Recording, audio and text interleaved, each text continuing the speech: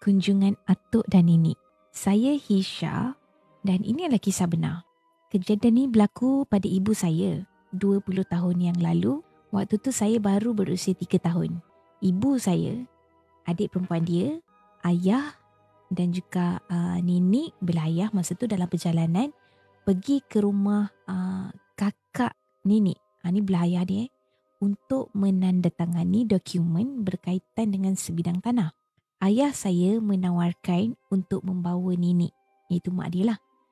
Mereka meninggalkan KL sekitar pukul 6 petang pada hari Khamis dan tiba di Beruas Perak lebih kurang sekitar pukul 2 pagi. Ini adalah sebuah rumah teres di sebuah ladang.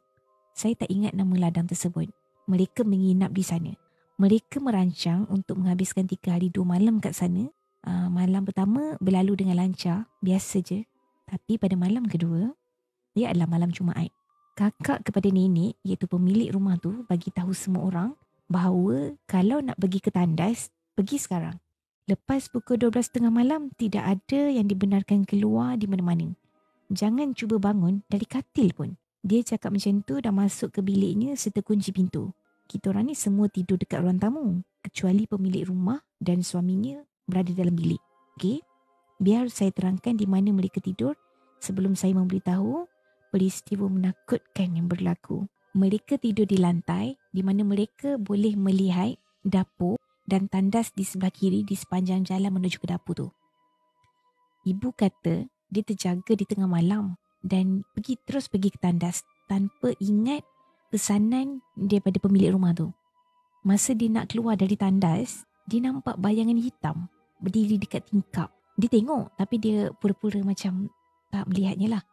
Dan dia kembali ke tempat tidur dan terus tak boleh tidur sama sekali. Dan tiba-tiba dia dengar bunyi datang dari dapur. Seperti seseorang tengah masak kat dapur. So dia putuskan untuk berpaling dari kiri ke kanan untuk melihat ke dapur tu. Dan dia terkejut melihat apa yang dilihat tu sama ada benar ataupun tengah bermimpi. Dia nampak seorang lelaki tua berdiri di depan tandas tu. Tidak berbaju, pakaikan pelikat je. Dan memandang ke arah dapur, tapi kepalanya perlahan-lahan berpaling ke sebelah kanan di mana ruang tamu berada.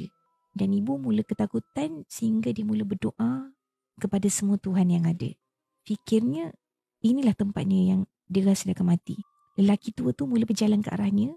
Dia sedar bahawa adik perempuannya juga terjaga dari tidur yang berada di belakangnya.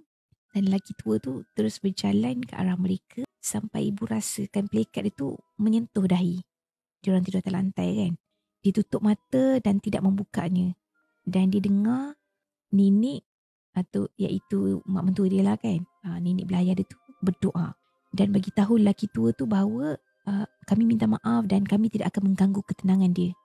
Kami hanya datang ke sini untuk tidur je. Dan selepas beberapa ketika, lelaki tua tu berjalan kembali ke dapur. Pada pagi hari keesokannya, selepas pemilik rumah tu bangun, so ibu pun pergilah bagi tahu kan apa yang dah berlaku malam tadi. Dia tidak merasa terkejut pun.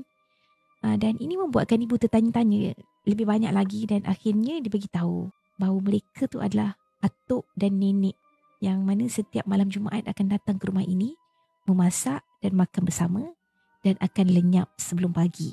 Ibu terlalu terkejut, speechless. Dan dia bagi tahu lagi mereka hanya akan datang pada malam Jumaat dan dia tak akan ganggu sesiapa pun. Mereka datang untuk masak, makan dan kemudiannya lenyap. Atuk dan nenek ni kini nenek moyang dia orang lah. Yang dulunya tinggal di sana dan suaminya adalah seorang Cina. Nenek meninggal dunia akibat penyakit dan beberapa hari kemudian atuk juga meninggal dunia. Mereka perasan bahawa perkara ni masih berlaku walaupun selepas semua upacara yang mereka lakukan.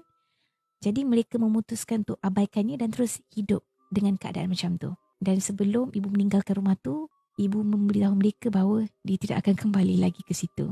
Sama ada nak percaya ataupun tidak, perkara ini masih berlaku.